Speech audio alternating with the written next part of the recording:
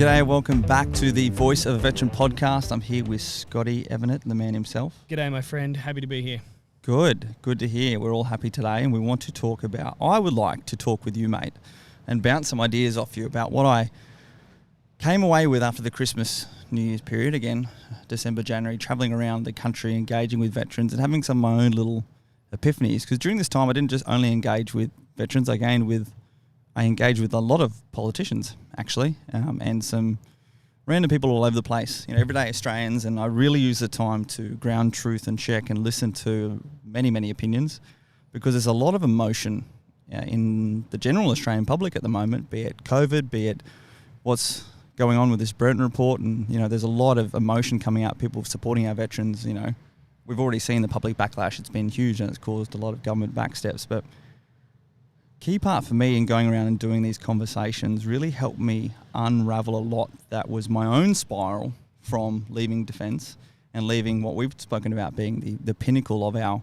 personal and professional performance, and through to how I sort of got to a place whereby I completely did not identify with who I was, nor was I proud of what I was, and was in a very, very low place. And for me, it sort of came down to realising that there was, as a part of that transition process, is actually the transition from one culture to another. I mean, that sounds very suck eggs, but in such an extreme way, as a part of this presentation I did a bit of an analysis of what were the key values or attributes that really resonated with me when I was at my best, when we were at our best in service. And you said it in one of the previous episodes, responsibility, being responsible, but also with that, and a large part that I really feel is missing in a lot of society today, it's also being accountable to that responsibility. Yeah. Never being able to just offload that responsibility, but you are held to that in a very, very strong way. Yeah, well, my experience with having responsibility, not being accountable to it, is that it can act as, a very negative, it can have a very negative impact on you, because if you're supposed to have responsibility and you let that responsibility go and no one helps you hold you accountable to it, yeah, it's like it's not going to the gym, it's a weight on you because you've let it go. Yep. No one's held you for it, and you let it go, and it's tarnished you. It's tarnished you. It's tarnished your character. It's tarnished your way of thinking of yourself. The way it's just absolutely, it ends up gross. Well, even the flip side of that is when people readily grab that responsibility / that authority and start wielding it as entitlement. It's like, this is what I deserve. This is what I have the power to do. But it's like, yeah, you do, for good and bad, mate. And the responsibility is on you in how you do what you do. But then things like, being selfless, actually having the others in mission before you, which also we've spoken previously about having those layers of resilience that help you not go inside your own head. I'm actually my best when I'm not worrying about myself. I can very easily become very selfish, and I'm my best when I am selfless. And in service, particularly in all the roles I had, I always was required to put everything else before me. And there's obviously that balance about investing in yourself, but when you're investing in yourself for a purpose that requires to be selfless, that's when I'm, completely aligned. And then getting out, particularly, the hustle and bustle of most modern day society these days, dog eats dog, you've got to get ahead, and it's rapidly adapting and becoming selfish, where I really lost my way. Physical and moral courage. Physical and moral courage are huge factors, are huge aspirational qualities that we really aspire to, again, in service. And looking back in particular during service, I've had so many fantastic opportunities to demonstrate physical courage. You didn't go out there looking to demonstrate physical courage. You just did it because it needed to be done. And whereas these days, there's far less opportunities in regular society to demonstrate physical courage. Yeah, absolutely. Where physical courage comes up a lot is when people don't realize it in a relationship or business, when your values don't no longer align with that particular person, you start to break up the relationship, right? Yeah. Or you break up the business when the values don't align. In the military, we didn't have that opportunity. We're all on the same track. Our values are aligned all the time. Yeah. There's walls around it. There's accountability around it. There's responsibility around it, right? And it's fantastic. Absolutely. Out here, people are trying to find their identity all the time. They switch up their identity all the time, and they actually change the priorities of their values. Yep. And if their values change, so does the direction of the relationship that you're going in the business. Absolutely. The foundations of that culture. The foundations of that culture is broken. Yeah. Right? So that's what I found extremely challenging when you talk about having the the balls to be able to do particular things, the courage. Yeah. It's super hard to have that courage with relationships, especially when you love having healthy relationships and you care for people and you live outside of yourself. Yeah. And then you find yourself having to, or you're going in a different direction to that person. Now, how in the hell am I supposed to have the courage to, these are early days for me. I've learned these over the, I got out in 2013, now 2021, and every year there was multiple experiences of both business partners, relationships, which are the same thing, going in different directions and value changes and priorities. Yep, absolutely. For my fault, hand up, responsible, and for their fault as well, when people just change up who they are and what they want to be. And changes fine. Mate. Yeah, it's just communicating that change. Hey. And even for myself, even just appreciating that balance whereby in service, I've really prided on, physical courage. People in the corporate world now ask me to come in and give conversations and keynotes on combat leadership. I've definitely seen plenty of combat leadership just through, again, my fortunate experiences in service, whereas what I say is the hardest form of leadership is actually career leadership. That leadership that doesn't require physical courage, that doesn't obviously require that physical leadership by example. It's that moral courage. It's behind closed doors and in front of people doing the right things, and not doing the right things to demonstrate moral courage and leadership, but doing the right things because it's the right thing to be done. And this is where a lot of people reaching out to me resonate with, just even speaking up about this Burn Report stuff. And it actually started by me speaking out, when they publicly named November Platoon, like my old platoon in the public. And to me, it wasn't courageous. It was the right thing to do, People sit there going, oh my goodness, like, why'd you do that? I was like, because it's the right thing to do. There wasn't there's no thought in it, was there for you? It was like black and white. Well, it was potentially a holy shit moment afterwards when, particularly our headset goes to the places whereby we know that, that terrorists and all those threats are actually at home. And, then it's follow-up conversations with my mum and my sister. And it's like, hey, now taking a breath back, there's more implications to this. This is what I need to do because it's the right thing. But, in the real world, current security issues, like that's where we're at. But I mean, that's not, you wouldn't, true moral courage is where you wouldn't feel complete if you didn't do it. Yeah. It's not that you want to do it, it's because you need to do it. And that's the same with, that physical courage. It's not that we want to go out there and be courageous, like we needed to do it. And particularly transitioning into the modern life whereby, again, unless there's a crisis or a bad car crash or something, it's very hard for us to get out there and really feel and demonstrate that courage. But the biggest thing that I've learned is that we all actually have what is the hardest form of courage, and that's moral courage. And it's just abiding by those values and sticking to our guns that actually helps us to achieve that. Whereas the biggest thing that I did wrong was exactly what I was trained to do in my transition. I rapidly assimilated myself to my new environment. The cultures that saw me achieve my absolute greatness, responsibility, physical and moral courage, teamwork, self-discipline, I readily transitioned those when I immersed myself into my social community and everything else when I transferred into being a civilian. I was caught up in a very superficial party life. I surrounded myself with people who made me feel good because previously no one had known who I was or what I did on the outside. I really enjoyed doing things for people as per my love language is acts of service. And I rapidly adapted myself to be the best at the new values that aligned in the society I was with, being selfish, being showy, being inauthentic, putting all these aside for your own self-preservation and who you're around and being seen with. And, what I did was I didn't only tear myself apart from my previous community, I tore myself apart from my own entrenched identity. Yeah. So when you start to have that internal friction whereby you're leading this new set of values and this new life and this new culture that actually doesn't align with what you are true and deep, you actually start tearing yourself apart. And at the same time, you put up all those walls to your old community because one, you're not happy with what you've become, and two, you'd be ashamed if they saw what you've become. And it's not at a conscious level, it just starts happening slowly. So I'm looking at this as a positive angle, is because now that you can look at that, what you did, when you were doing it back then, you were doing it really well. You were doing what you knew to be best and what was going to suit your current environment that you were standing in. Like, you were doing a great job of it. But only now finding out that a lot of that or some of that was surface level and not deep. Just hollow. As you talk about, it was hollow. Yeah.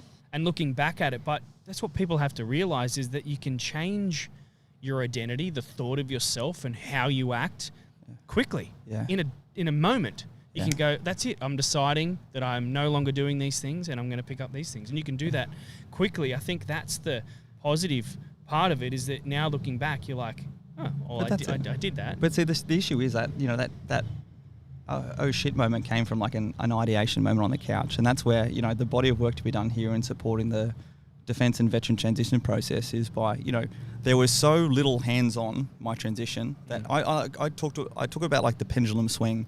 You go from this extreme, and I went straight to this extreme. And I think everyone in transitions, there is going to be that pendulum shift.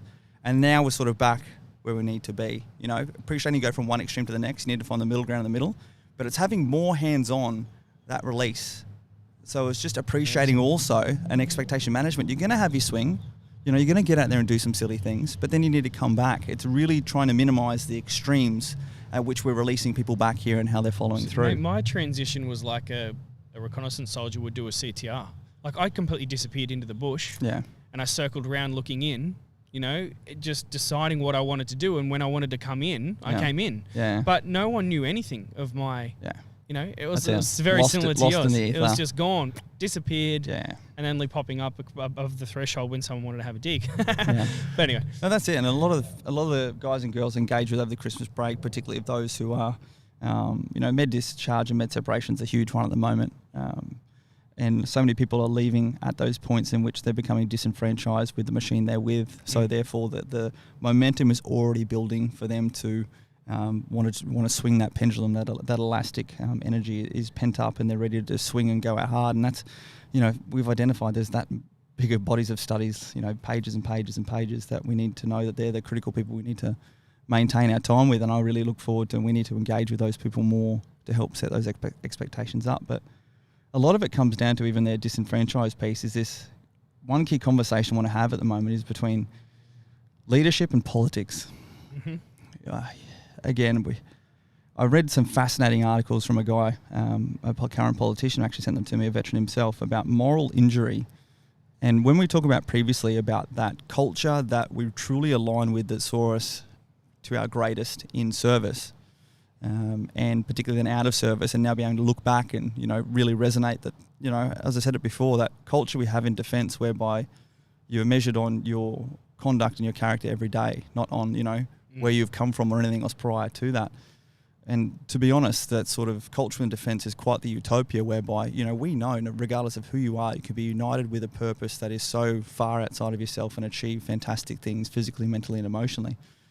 So then when we saw things like with the Brereton report release in October, we saw one of our senior leaders who's meant to be, demonstrating leadership by example, stand up and completely adopt a political front and a political footing and conduct political actions that were completely against what we've been ingrained to believe in, those values we stand for within service. It really actually started to forge a moral injury within all our veteran community, current and former serving defence, whereby we're seeing the pinnacle of the modern day defence force standing up there, being the highest ranking person, demonstrating character attributes that we don't align with at our own personal ethos and don't align with the values that we know everyone is meant to be held accountable to.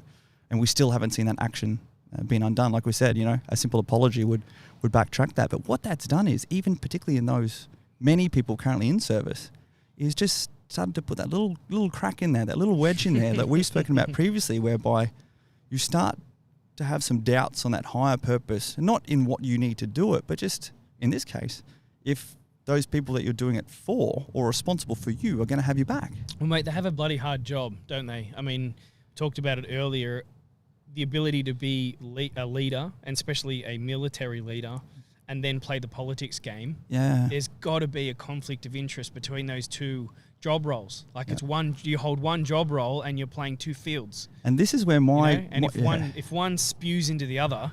Well, this is the whole thing, mate. Everyone keeps telling me that there's politics in everything, and I like to sit here as there's politics in everything if you allow it. For me, even just breaking down politics from what I see currently in the Australian system, politics and politicians are trying to get people to do things through far too often manipulation, whereas leadership is motivating people to do things. Yeah. The manipulation actually segments people off, whereas motivation brings people together, and the highest form of motivation is inspiration. And so many of the Australians, veterans, families I meet with are looking for inspiration at a time where our cultural fabric at home and everywhere else has come under attack with coronavirus, and we've been taking these times. So many people have done their own self-evaluations. They've decluttered their lives. They've appreciated what they actually need in their lives to sustain them over this last year. And we're actually in a fantastic self-assessment phase. That's why I think most of us are now sitting up there and looking at many of our politicians and going, hey, we elected you to be a leader. We don't want to hear these segue arguments. We want to hear this opposite opinions for the sake of being opposite opinions. We would like to be led and demonstrated leadership. And, even when I go in and help out with a lot of corporate people, most of them, it's not actually their own fault because they've never actually been taken away and taught proper leadership. But during my travels, when I met with a few politicians around the country, I asked them this simple question. I said, how can you be trusted to effectively lead the Australian people if we know that first and foremost, your first priority has to be your party preference? Otherwise, you're not going to be progressed within your own party. And it was fascinating, mate, hearing some of these guys, even some of these guys, former veterans, just go like, hey, you're absolutely right, but that's the system. That's what it is. And it's so difficult not to sit below that, just be disenfranchised. But, you and I have been led with leadership. Be that combat leadership, be that just like high moral courage leadership. It's, what it's like to trust someone regardless of what they're going to say. What comes with solid trust is a crazy work ethic, clarity with the job role that you have as a follower. You lead or you follow. Yep. And if you're following, you're digging into your job role because you've completely...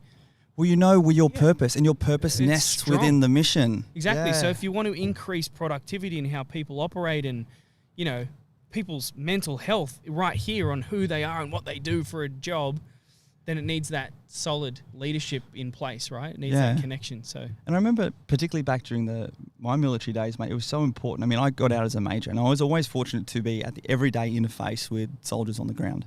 And then as I look back, particularly a lot of the generals these days, I actually looked forward to the day when I got promoted, to Lieutenant Colonel above, because you then command officers, and those officers are wanting to do good by you, so then they go and do things. Whereas particularly at the platoon commander and then the jobs I had, you're the one where the rubber hits the road with the soldiers and the NCOs. It's so much easier to lead officers, that decentralized command, and then even just this other week, if I hear one more general coming out and talking about their take on the veteran suicide model at the moment, I'm going to slap them. They're just really proving their irrelevance. They're in that many levels of isolation above where those 30-year-old guys and girls who are the 80% highest risk factor out there at the moment killing themselves, and they're not going down and listening to those younger veteran organisations. They have their opinions, and the art of being a good leader is also knowing when to be a good follower and also knowing when you don't know the answer. Yeah, absolutely. How much more respect do you have for people where they're like, hey, I don't know that? Whereas we watch our TVs, we watch these politicians, we watch these leaders all be expected to know everything off the back of their hand. Whereas, you and I both know, mate, they got bloody staff of 10, 20, 30 people behind the scenes actually doing all this shit. Well, that was something we spoke about in a previous episode, was the fact that you had more intel and more information, and the right information, not the stuff that can be verbally communicated back to me or up the ranks. But you were on the ground, seeing the emotion in the eyes, hearing the emotion in their voice of the people who needed the help the most or just needed a voice and to be heard.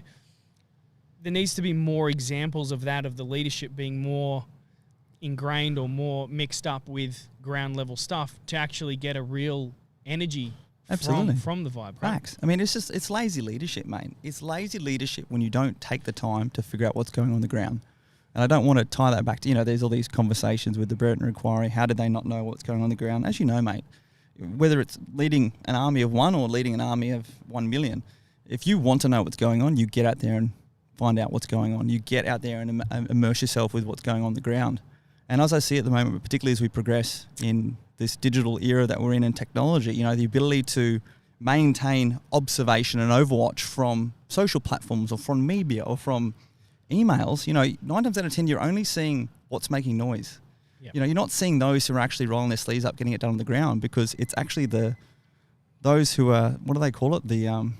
Those silent workhorses, those who are actually just don't have time for engaging with that stuff that are getting it done. And particularly as I travel around and got to finally engage with some of these, some families turned up to some of these presentations, mate, who their son had just joined and was finishing his time in Kapuka, and they're just like, I want to know how I can better support him. And even some of the information I was hearing from them of how proud he was joining all these things, it was so uplifting and amazing. But until you go down there and actually have a chat with everyone everywhere and appreciate what's actually going on the ground. Like, how can you just sit back and rest on your laurels and rest on where you've come from and what position you're in, unless you go out there, hunting to be relevant each and every single day? And that's where I just, again, reflect upon those sort of fundamentals of what is leadership and how we're really allowing things to become politicized. Everything's politicized. Everything's for a individual outcome as opposed to a collective team, be that the veteran community, be that Australia as a nation.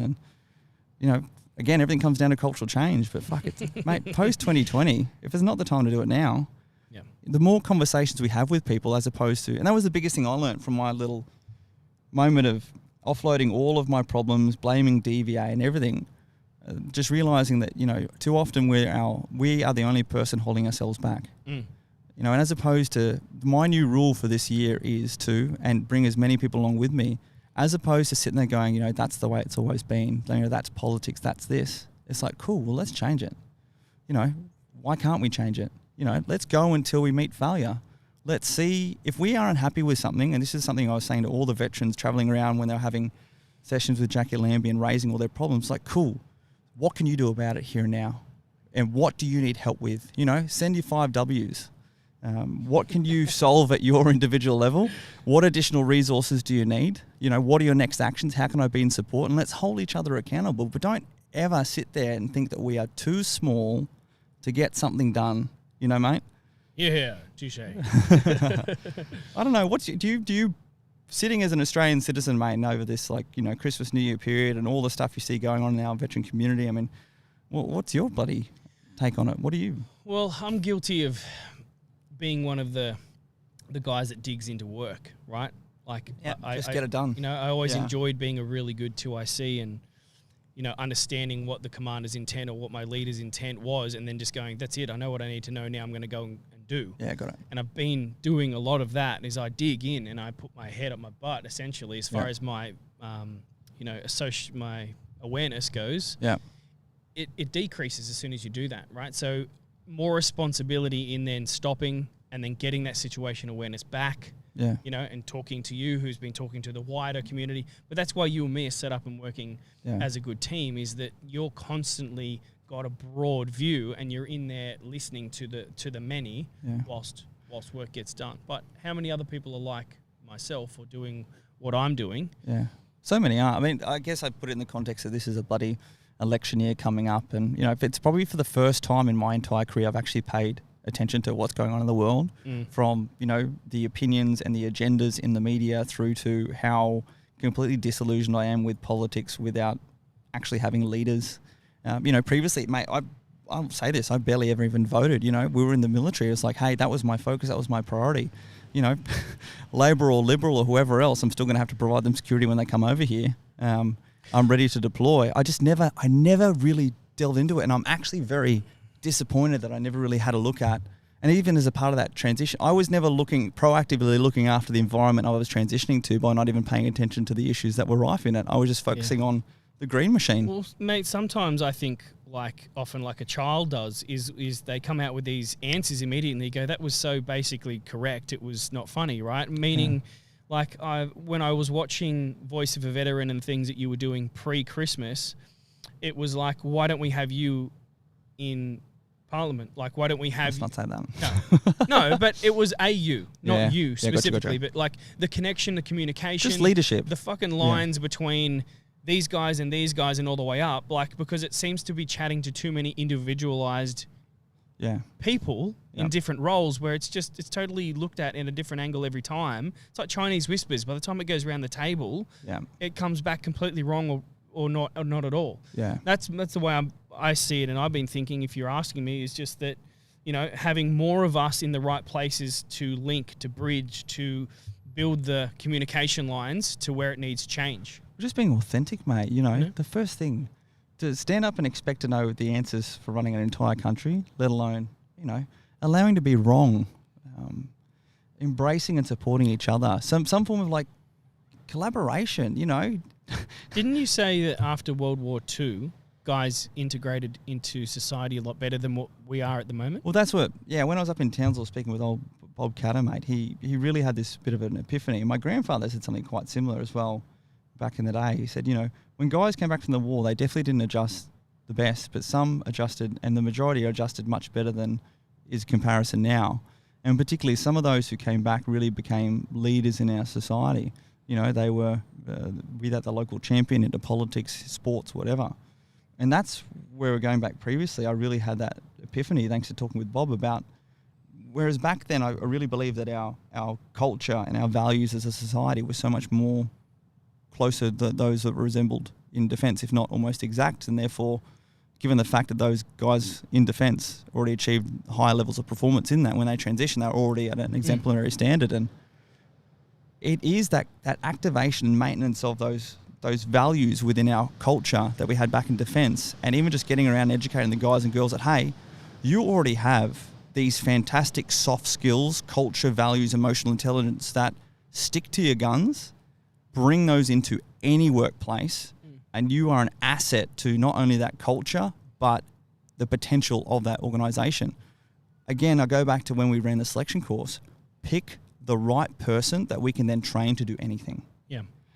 What we're doing when we, at the moment, and I did it myself, and many guys and girls are, when we transition from defence, we're transitioning to think that we need to adapt everything we have in order to match our new environment, whereas we would actually be better if we maintained those values and that culture that took us to those highest levels, and appreciated we had skills and education to learn, but at the personal level, we are good to go, and you're actually going to achieve so much better if you stick to that. Yeah, I like it. That's the plan. That's the plan, is that you said, or did you ask me what's the plan? No, sorry, that's the plan. I mean, the plan is to, I don't know how, but it made us through this. It's through those asymmetric means of being able to, at scale, get these conversations out there. And lots of people I've spoken to, I know it's much easier said than done, just sitting down and identifying with yourself. And it is honestly a point of, not a point of embarrassment. What is it? It's a point of, it's easy to lack confidence. Look, particularly no one else out there in your everyday society is out there, walking around. Mate, we walk around in Sydney. Not many people are walking around looking each other in the eye and saying hello, but start it. Yeah. When we're walking around base, we're looking at each other in the eye, we're checking out each other's rank. Do I need to salute that person? What am I doing? Look up and out, engage with people. Start things at issue resolution at the lowest level. Cultural change also starts at the lowest level. We can't always just be saving and waiting for an election to change things. Again, culture from the top down, bottom up. If there's any call to action from this short podcast, I'd ask for the veterans who are currently transitioning or going to transition, it's to really identify with those values such as responsibility, physical moral courage, selflessness, teamwork, and initiative, and carry those through to any workplace. The work ethic and the attitude, the personality that we bring as veterans to any society in Australia today is an asset that needs to be embraced, and not something you need to put down because you feel unconfident doing it. You will gravitate others towards you if you do that, and that's more of what our society needs. Nailed it, buddy. I didn't have much input on this one because you are speaking beautifully. Oh, thank you, sir. Well, again, this is what it's all about, people. I asked Scotty to sit and have this chat with me on this one, and it's just accepting that sometimes we're better talking with others. This helps me get the crazy voices out of my head. There needs to be good listeners too. Yeah. That's it. I said to IC, you need to be follow or... Absolutely. The art of being a great leader is knowing how to be a great follower. Because there's other people that are always smarter and better at you at something. Cool. Thank you, my friend. People, don't forget to subscribe. I'll definitely jump in on that one. Yeah. Hit the like button and make sure you know what platform you can turn on specific notifications and listen to more and more as we get into some more topics in the future. Do it. And we'd also really, really love and appreciate your feedback. This is an evolving beast. Imagine if we could take live calls and ask questions. That'd be pretty cool. We can. I didn't know you wanted to. Let's roll. But yeah, send some through. And Scotty and I are going to be doing these on the regular, and we'll probably be releasing these midweek or something to try and get them out and be more engaged with our community and make sure that we are hearing from the people on the ground and staying up to date, relevant and responsive.